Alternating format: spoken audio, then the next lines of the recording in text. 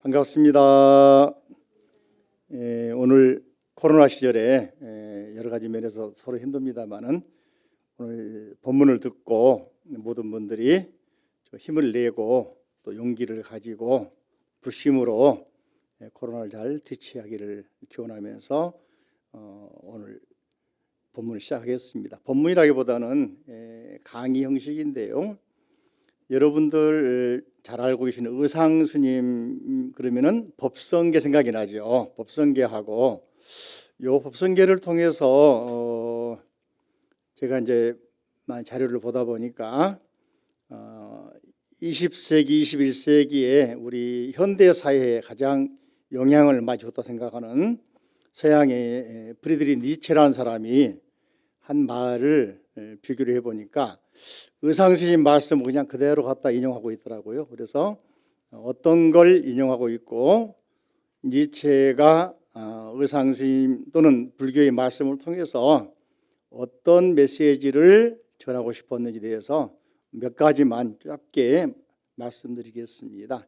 먼저 이제 의상 스님은 신라 때 잘 아시죠? 오뇨 스님과 의상 스님이 유학하다가 첫 번째 유학 갔을 때는 고구려 지나서 요동성 근처에서 국경 수비대에 이제 제지를 당하고 신라로 돌아왔습니다. 그런데 또 유학에 대한 공부에 대한 또 배움에 대한 열정이 식지 않아서 몇 년에 다시 의상 스님과 오뇨 스님이 다시 출발을 하는데 지금의 평택 근처 당진이라고 하기도 하고 평택 쪽이라고 그러는데 거기에서 다시 이제 2차로 중국으로 유학하려고 시도를 하다가 오뇨 스님은 해골바가지에 있는 물을 마시고 깨달았다. 그래서 오뇨 스님은 유학을 가지 않고 돌아왔다잖아요. 의상 스님과 오뇨 스님 비교를 해볼 때 어떤 사람들은 그렇잖아요. 오뇨는 깨달아서 돌아오는데 의상은 못 깨달아서 간 거 아니냐 생각하잖아요. 그런데 여러분들 공연 보는 전시장이나 또는 어떤 예술회관이나 또는 방송국 오실 때 어떤 사람은 법문 듣고 깨닫고자 하는 사람도 있을 것이고 어떤 사람은 법사 얼굴 보러 가는 사람도 있을 것이고 어떤 사람은 친구만 하러 가는 사람도 있을 것이고 그렇잖아요. 목표가 다르잖아요. 오뇨 스님은 목표가 깨달음을 얻는 것이었던 것 같아요. 중국에 유학 가는 것은 당시 신라에는 깨달음을 얻을 수 있는 그런 환경이나 또는 스승이 안 계셨기 때문에 더 큰 세계로 가서 깨달음을 얻으려고 유학을 갔던 것 같다. 목표가. 의상 스님은 지금도 그럽니다마는 지금도 새로운 어떤 기술이 들어오거나 또는 새로운 학문이 들어오거나 또는 인재가 있으면 쫓아가잖아요. 당시에 이제 중국에는 당나라 때 유명한 삼장법사, 현장법사 아시죠? 서유기에 나오는 그분이 인도에 가서 십몇 년간 공부하시고 당나라 당태종이라고 하는 당나라를 세운 이세민 태종이 인도의 국가적으로 거래를 해서 중국에서 배출한 인재인이 우리가 모셔오겠습니다라고 해서 국가에서 인도에다가 수많은 뇌물을 주고 현장 스님을 모셔옵니다.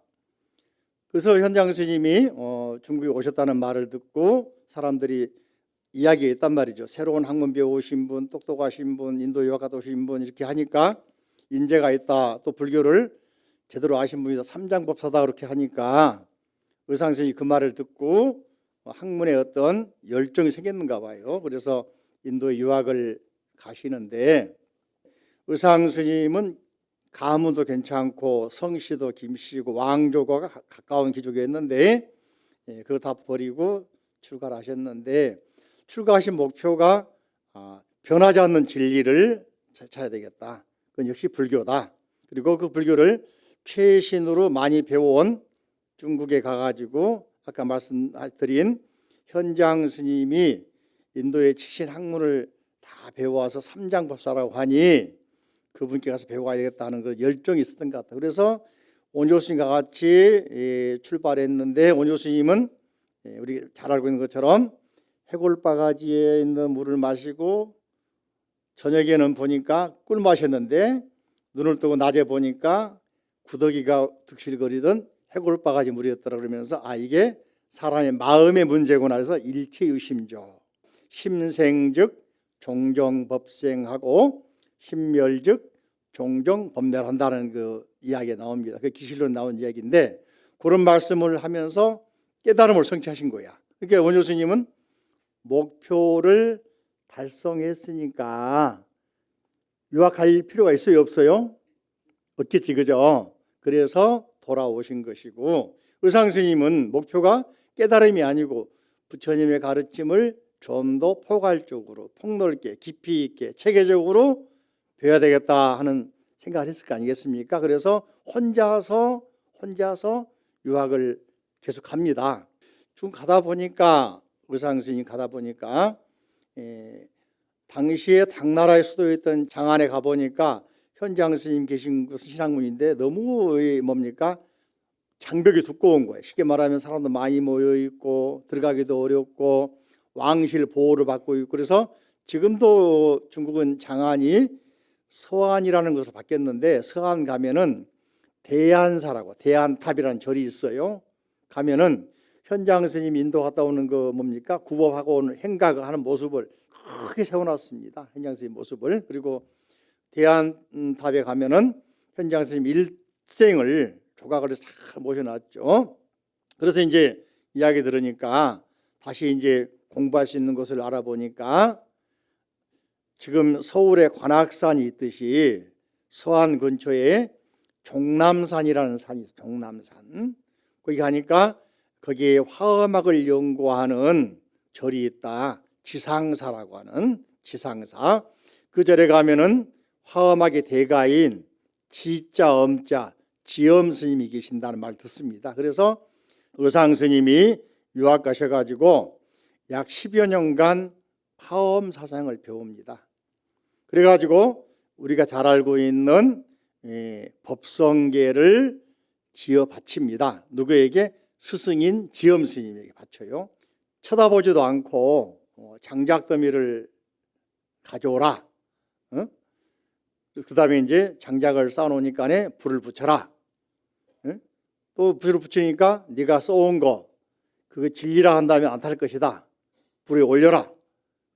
타버렸단 말이지. 1차로는. 1차 시험 통과를 못한 거예요. 그러니까 스승인 지엄 스님이 요구했던 것은 학문적인 책에 쓰여진 이론 이걸 요구한 게 아니고 10년 공부했으면 뭐라고? 네가 깨달은 내용을 가져와라 한 거잖아요. 그래서 다시 이제 거기에서 소위 말하면은 크게 반성을 하고 더 열심히 공부해 가지고는 스스로 찾아가서 이제 스승님에게 말이죠. 스승님, 이제는 제가 먼저 장작을 쌓아놨습니다. 따라오시죠. 하고 이제 불을 붙여서 자기가 쓴 내용을 장작등에 올리니까 종이는 타고 글씨는 안 타더라. 그 남은 걸 모아보니까 7자씩 되어 있는 거죠. 7자, 7원, 30행. 계산하면 37에 21 몇 자예요? 210자. 법성계. 법성이라면 진리란 말이거든. 진리의 노래가 만들어지더라. 이 법성계는 다 외우시겠지만은 법성, 원융, 무이상, 제법, 부동, 본래적, 무명, 무상, 절일체 이렇게 쭉해서 이제 7원 7글자씩 21행이니까 30행이니까 210자인데 이걸 그림으로 그린 것이 법성도. 도라 그러면 법성도인, 그래서 그림, 진리의 세계를, 법성, 진리의 세계를, 소위 마음의 세계를, 깨달음의 세계를 도장처럼 만들었다 해가지고 법계도인 그러기도 합니다. 그래서 해인사 같은 데 가면은 상징이 요 도장이 상징이지. 해인도라 그러기도 하고, 여기다가 이제 이걸 이게 뭡니까? 평평한 반석할 때 반이라고 그러는데, 반에다가 글을 써놨기 때문에 반시, 그 개송이, 법성계가 개송이지만은 일종의 시거든. 운율이 많은 시잖아요. 그래서 이걸 시를 시 그래서 법계도, 예? 법계도에다가 그죠? 합해 가지고 이 그림에다가 위에다가 합해서 시를 집어넣어서 도장을 만들었다 해서 합시 일인 하나의 도장처럼 만들었다. 근데 이제 법계도는 본래 이름은 그죠? 화엄 일승 법계도예요. 화엄경의 사상을 요약했는데 화엄경은 무슨 경전이냐? 일승이 되기 위한 가르침이다. 일승이 뭐냐? 일불승. 일불승이 뭐냐? 부처님이 되는 깨달음의 세계. 그래서 화엄경 이름도 말이에요. 여러분들 화엄경 이름이 대방광불화엄경 맞나요? 대방광불화엄경 약창기에 나오죠. 이 중에서 핵심이 뭐냐면 화엄경이 아니에요. 대방광불 부처님이 핵심입니다. 대방광은 부처님을 수식하는 말이에요. 꾸며주는 말이야. 부처님은 어떠냐? 위대하신 분. 응? 방광은 넓고 크고 깊이가 있는 분. 그 부처님은 누구냐? 깨달음을 성취하신 분. 그 세계는 위대한 세계, 방광, 넓고 깊고 큰 세계. 그러니까 대방광은 뭐다? 부처님 불자를 수식하는 말이야. 여러분들 어떤 말할 때 이제 꾸며주는 말 있잖아요. 됐다 크다. 됐다란 말은 크다는 말을 꾸며준 거잖아. 그처럼 대방광은 부처님 불자를 꾸며주는 말이야. 부처님은 누구냐? 위대하신 분, 방광, 넓고 깊고 크고 무엇과도 비교가 어려운 분. 화엄은 꽃밭에 비유한 거다.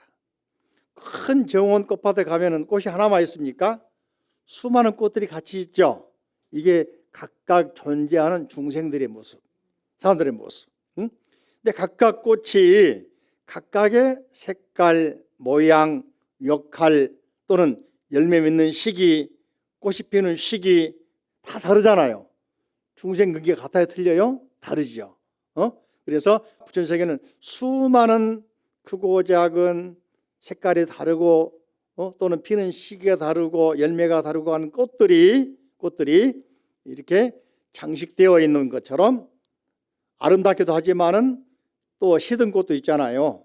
죽어가는 것도 있을 거 아닙니까? 그런 꽃밭과 같은 이 우주를 가지고 부처님을 비유한 거란 말이에요. 비유.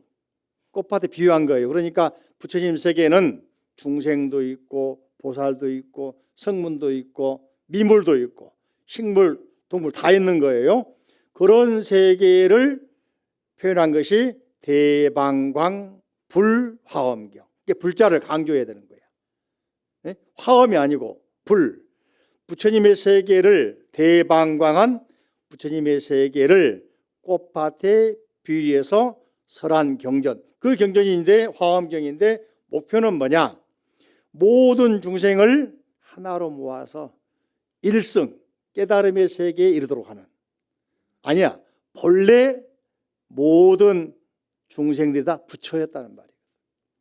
시든 꽃도 한때는 꽃을 피웠어.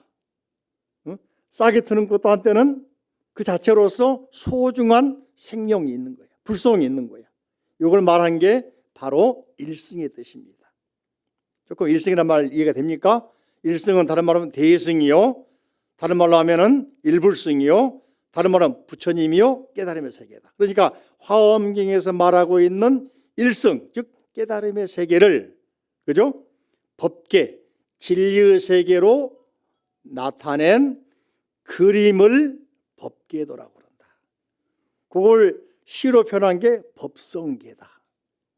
조금 개념이 섭니까? 네, 그렇게 그림이 있다.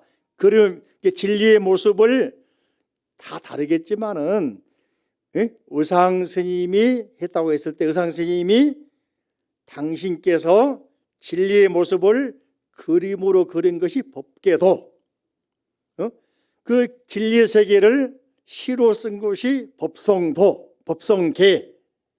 이 두 개를 합해놓은 것이 합시일반. 이해되십니까? 이런 뜻입니다.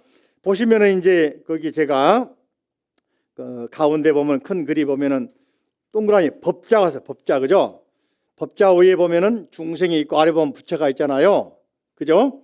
이 법을 통해서, 법은 진리, 깨달은 사람을 뭐라고 하냐? 부처님.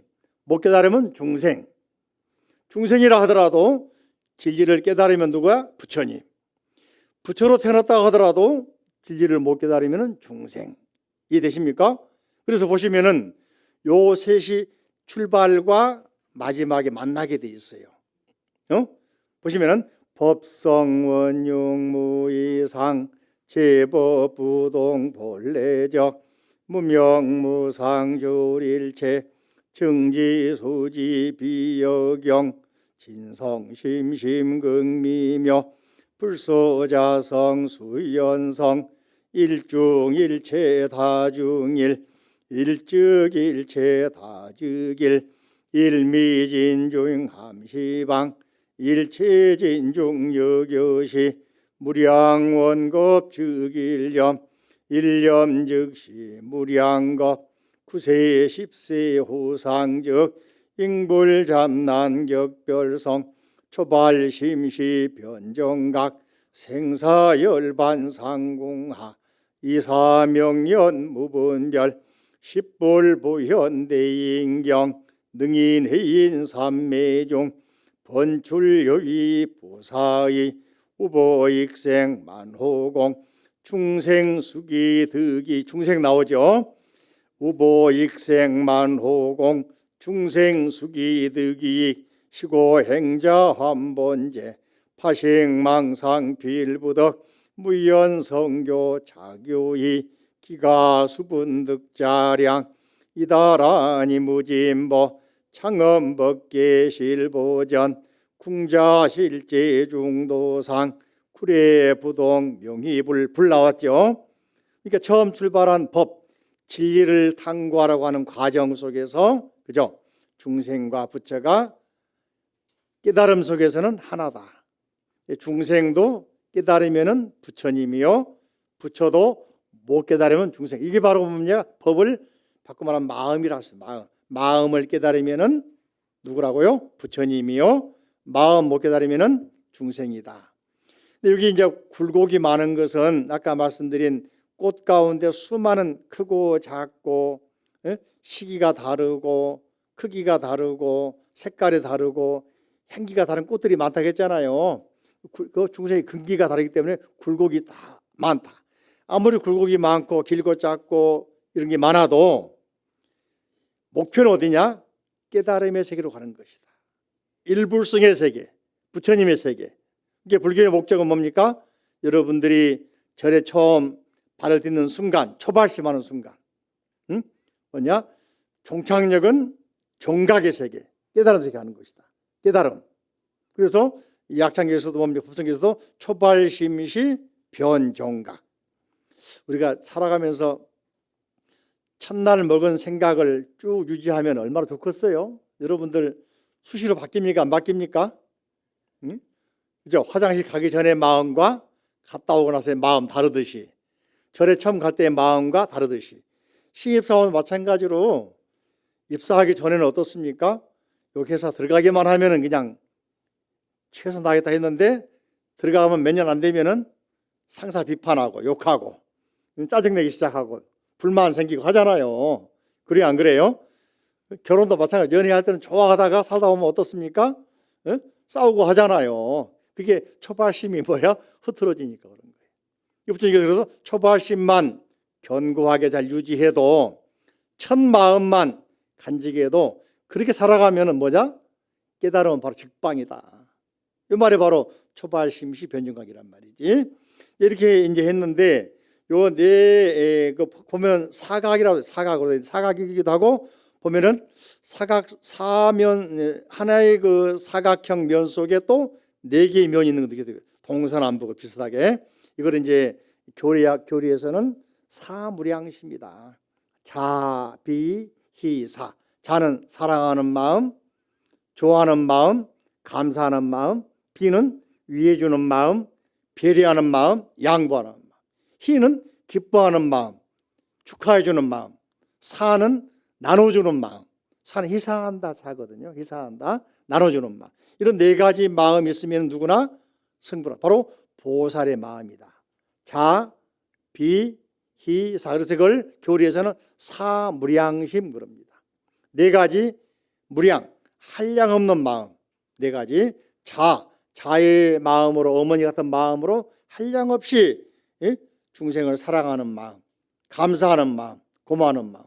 비라는 말은 슬퍼하는 마음, 상대방이 힘들어할 때, 요즘에 코로나처럼 말이죠, 그죠? 안 됐을 때 우리가 그분을 위해서 안타까워하고 뭔가 도와주고 싶어하고. 희라는 말은 우리말 있죠? 사돈이 논사에 뭐 배가 아파 안 아파요? 요즘에는 기뻐해 줘야 돼. 그래서 결혼식 하면은 이불이나 베개에다가 깃불이 2개 써놓잖아요. 쌍이 더블로 기뻐하라고, 그죠?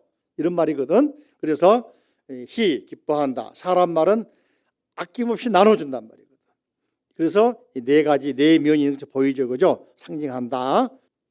중국의 당나라 송남산에 계시던, 지상사에 계시던 지엄 스님이 668년경에 돌아가셔요. 돌아가시는데 돌아가시기 1년 전에 이분이 요즘 말하면 인가를 받아. 후계자로 인가를 받아가지고 연로에서 강의를 못 하시니까 그 지상사에서 신라 사람이 유학생이잖아, 그죠? 스승을 대신해가지고 화엄경 강의를 합니다. 대단한 사람이죠, 그죠? 근데 이제 갑자기 한밤중에 스승 돌아가시고 나서 이어서 소위 말해 강의하고 있는데 신라에서 연통이 옵니다. 당나라 당시에 이제 초기에는 당 태종이 집권하다가 죽고 나서 그 아들이었던 당 고종 고종이 이제 집권하다 하면서 고종이 몸이 약하니까 우리가 많이 알고 있는 측천무라고 한 사람이 대신 집권하잖아요. 그때 신라도 도와줘가지고 나당 연합군, 그래서 백제를 물리치고 고구려를 물리치고 나서 통일 신라가 됐다 했는데 당나라에서 우리 신라에다가 5개의 도독부, 소위 말하면 총괄하고 있는 그 지배하려고 하는 사령부를 만들어 놓잖아요. 5도독부라고 하잖아요. 그래서 이제 측천무 욕심은 뭡니까? 우리가 명문은 도와줬지만은 속내심은 뭐겠어요? 신라를 먹으려고 그런 거 아니겠어요? 여러분들 큰 기업이 도와줄 때는 그 적은 기업을 키워준다는 게 있겠지만 또 한 가지는 크면 잡아먹으려고 할 거 아니야. 그래서 측천무가 신라를 치기 위해서 30만 대군을 준비하고 있다는 이야기를 연통을 해줍니다. 그래서 의상스님 통해서 신라에 좀 연통해달라, 전쟁 대비해달라고 전하려고 이야기합니다. 그래서 의상스님이 그 자리에서 이제 그 길로 유학 생활을 마치고 신라인 피가 끓잖아요. 고국에 대한 생각이 있으니까. 그래서 명분을 내셔가지고 신라로 귀국을 하셨습니다. 그래서 알려줘가지고 신라가 대비를 해서 소위 말하는 문무왕 때 당나라 이제 5도독부 물리치고 명상부한 통일 되기로 이룬 것이죠, 신라가. 그러고 나서 이제 신라 오셔가지고 의상 스님은 당시에 새로운 학문 배워왔다. 특히 화엄을 배웠는데 우리는 당시에 화엄을 배워온 사람이 적어요. 있다면은 선배로서는 통도사 장관을 하신 자장률사, 그분 일부 배워오시고 계율을 보급하셨기 때문에 신라가 사상적으로 학문적으로 체계가 없어. 그래서 의상 스님이 부석사 장관하시고 태백산 옆에 있는 추동이라는 곳에 거기에 절을 만들어서 당시에 3,000명이 모였다고 합니다. 강의 듣는데 바로 이 법성계를 강의했다고 그래. 당시 비행기가 있습니까? 트럭이 버스가 있습니까? 그죠? 그 소문이 금방이 조선 우리 신라 다 퍼졌는가 봐요. 그래서 사방에서 이분 강의 드리려고 왔다는 겁니다. 또는 요분 통해서 화엄경을 배우려고 출가한 사람들이 엄청 많았어요. 그래서 보면은 여기 자료에 이렇게 있습니다만은, 그죠? 3,000명이 출가했다. 또는 출가 제재가 포함해가지고 이분이 이제 화엄 사상 가치무로 해서 우리나라 신라가 화엄 천국이 된 거예요. 여러분들 불국사 아세요? 석굴암 아세요? 화엄 사상의 극치입니다. 바로 석굴암 부처님이 화엄경에 나오는 비로자나 부처님입니다. 10대 제자가 쫙 서 있고 화엄 신중이 딱 있고 그럽니다. 왕들이 가서 법문 들어서 거기서 옛날에 기도하고 그랬어요. 아주 신라 때임에도 불구하고 벌써 이 화엄 의상스님 같이 화엄 사상이 쫙 퍼져가지고 전국에 우리 같으면 각 지방마다 도총 소재지가 있듯이 화엄 10차례 만들어집니다. 열 군데만 있겠습니까? 경상도 해인사, 부산 통도사, 범어사, 충청도의 갑사, 팔공산의 비로사, 뿐만 아니라 서울 청담동에 지금 터가 나왔어. 북한산에 청담사, 강원도의 무슨사, 굉장히 전국에 규모가 있는 절만 10대 사찰, 그래서 화엄 10차례 그러잖아요. 지금도 남아있죠. 그래서 우리나라는 신라 때부터 뭐냐면은 화엄 사상을 중심으로 불교가 저변에 쫙 퍼졌다. 그 가장 출발점이면서 핵심 역할은 누구냐? 의상대사다. 당시의 모든 토속 신앙을 다 포함해서 성차별하지 않고 또 생태, 모임 또는 존재하는 모습 차별하지 않고 다 일승으로 포함시켜서 성불시키려고 했던 가르침이 화엄경이다. 그게 일승 화엄경인 거예요. 그죠? 자, 이걸 이제 조금 마무리하면서 이제 니체를 꺼냈으니까, 니체라는 사람은 대강 보시면은 1843년, 1900년까지 20세기 초입가 사신 분인데, 이분 이야기를 뭐라고 하냐면은 이 사람을 망치를 든 철학자라고 합니다. 또는 다이나마이트 아세요? 다이나마이트? 폭발하잖아, 그죠? 돌 암벽이나 또는 건물 폭발할 때 다이나마이트 하지 않습니까? 폭약, 그죠? 하잖아요. 그래서 이 사람을 별명을 다이나마이트 같은 철학자다. 이 사람이 기본적으로는 젊어서는 4대째 목사 집안 아들이에요.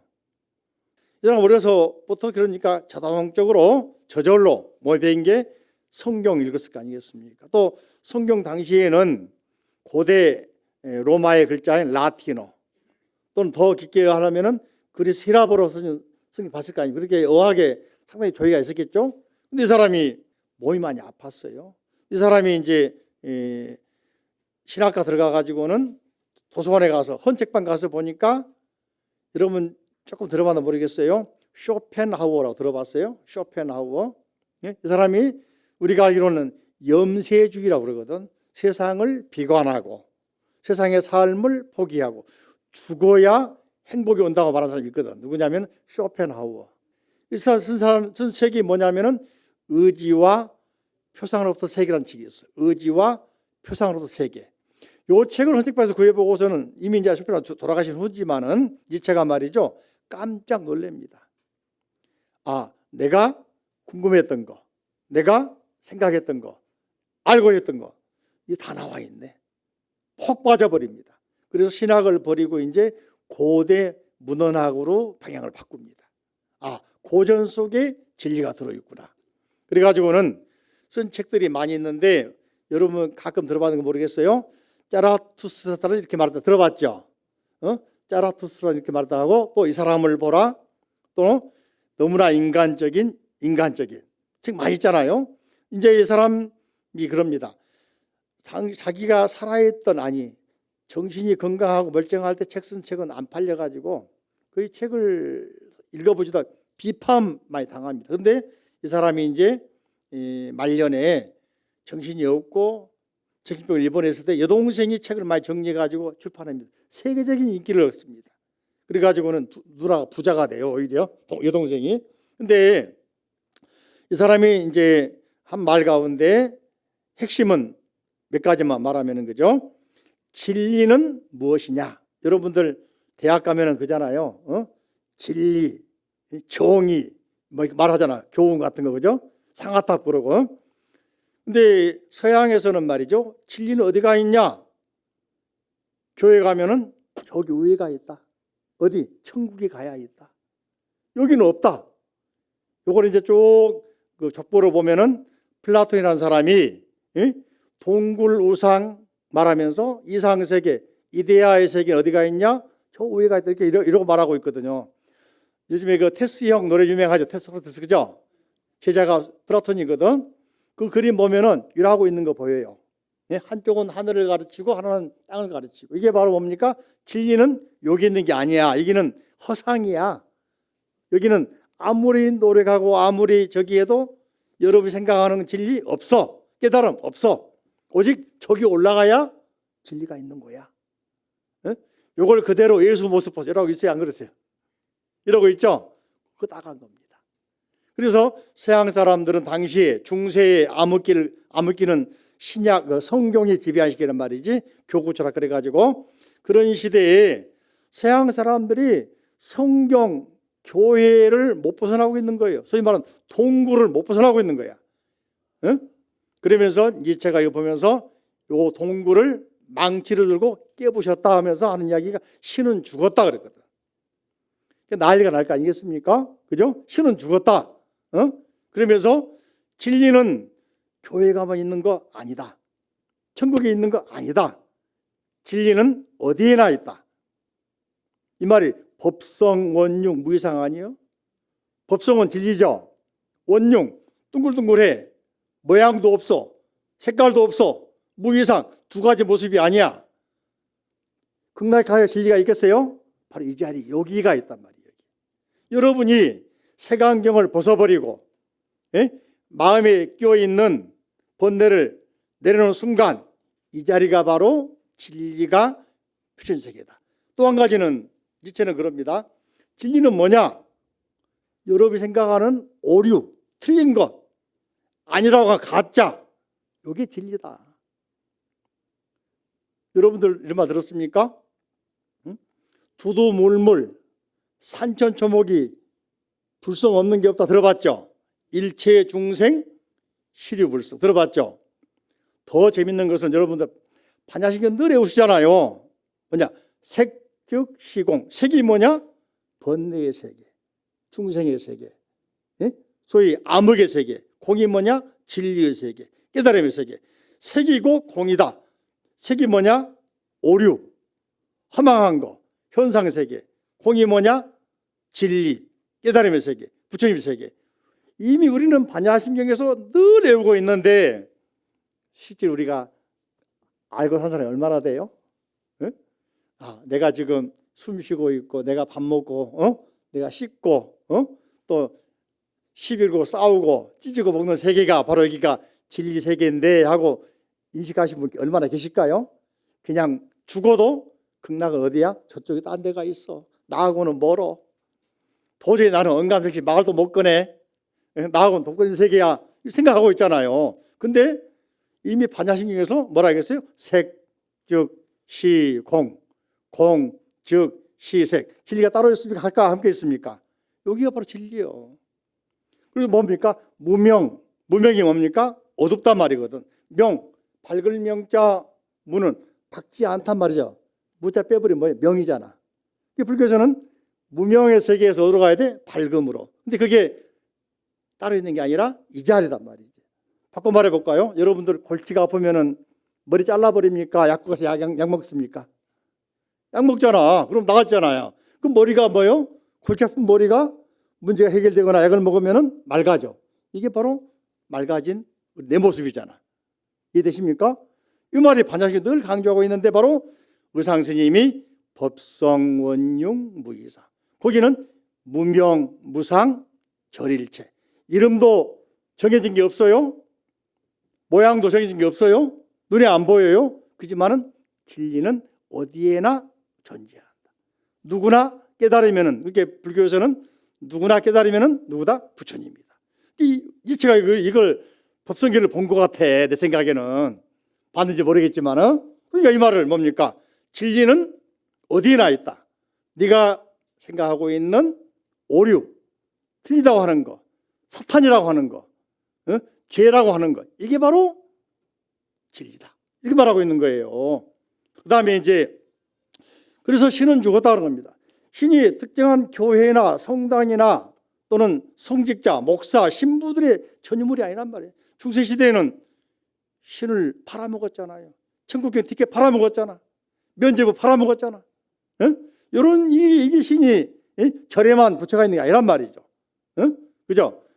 우리가 마음의 문을 열면은 보이는 세계, 또 우리가 안, 이, 비, 설, 신의, 그죠? 보고 듣고 이목 보고 듣고 하는 모든 존재가 부처님 아닌 게 없다. 여러분들 이게 뭡니까? 연기법. 여러분이 갖고 있는, 쓰고 있는, 먹고 있는 것 혼자 만든 겁니까? 마스크도 혼자 만든 겁니까? 누군가 만들어줬죠. 예? 머리 혼자 합니까? 스님들은 머리 혼자 깎지만은 여러분들은 미용실 가야 되잖아. 옷 누군가가 만들어준 거잖아요. 대가를 주고 샀겠지만, 그러니까 이 존재는 모든 건 다 연결되어 있다. 관계. 바로 니체가 관계를 말합니다. 영어로 레러티브라고 그러는데 불교에서는 연기법, 인연법. 이게 뭐냐? 연기가 곧 중도요. 중도가 곧 공이다. 공이 뭐냐? 공은 실체가 없다고 실체가 없다는 말을 부르니까 신은 존재하지 않는다. 그러나 눈을 뜨고 보니까 신 아닌 게 없다. 이 말이 공이란 말이에요. 공. 이해가 됩니까? 그래서 제가 니체를 갑자기 꺼낸 이유는 의상스님 말씀하신 법성계를 니체의 말과 비교를 해보니까, 물론 법성계만 가지고 보는 거 아니고 반야신경도 마찬가지고, 모든 불교 경전을 보면은 니체가 우리 경전에서 많이 좀 이해한 내용들을 자기가 사상으로 만들어서 책을 쓰고 서양에 전한 불교의 전법사가 아닌가 생각이 들더라고. 그래서 할 말은 맞습니다만은 혹시 기회가 되면 또 좀 더 깊게 하더라고. 결론은 뭐냐면은 의상 스님이 신라에 오셔가지고 신라의 전 우리 통일 신라의 이런 고구려 사람 틀리고 백제 사람 틀리고 신라 사람 틀리고 감정이 있을 거 아니겠습니까?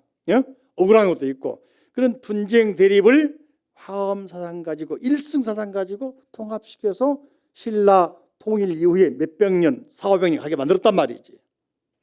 그리고 요소요소히 화엄사상을 퍼뜨려서 국민들에게 안심을 심어주고 위로해주고 의지하게 만들었단 말이에요. 의지처.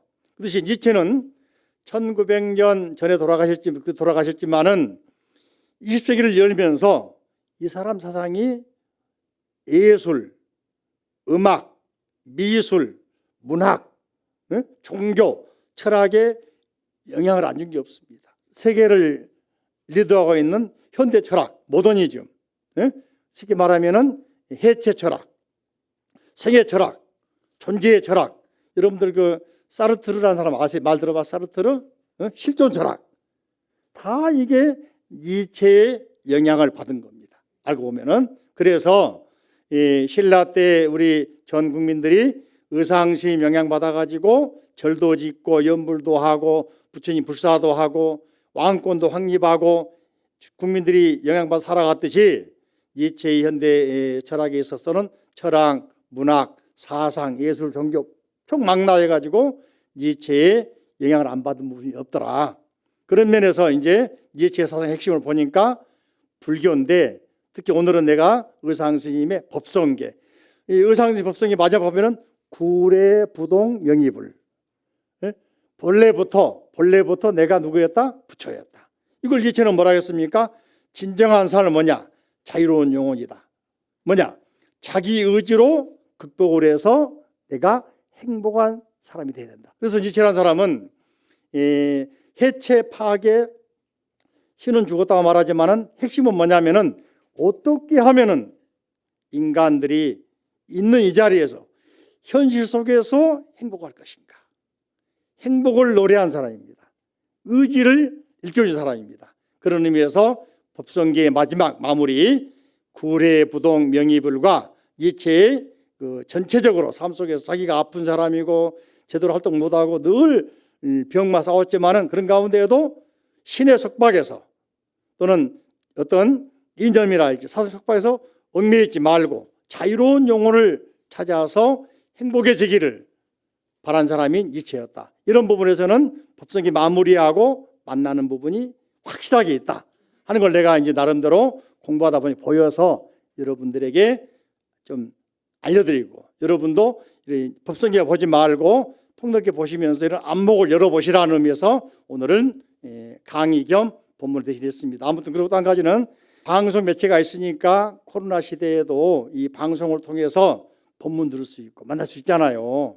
그래서 우리 불자님들이 관심 가지고 붓다에 가입도 좀 해주시고 또 이제 핸드폰 꺼내가지고 본문 끝나면은 060-800-7000 060-800-7000 공짜가 많다 그죠? 색즉시공 그죠? 060-800-7000 전화 통화하시면은 후원금이 방송 들어옵니다. 이게 들어와야 비대면 시대 만나지 못하더라도 방송에서 만날 수 본문 들을 수 있지 않습니까? 그죠? 여러분들 꼭 끝나면은 바로 전화 통화씩 하세요. 060-800-7000에 한번 전화 통화하십시오. 모두 성불하십시오.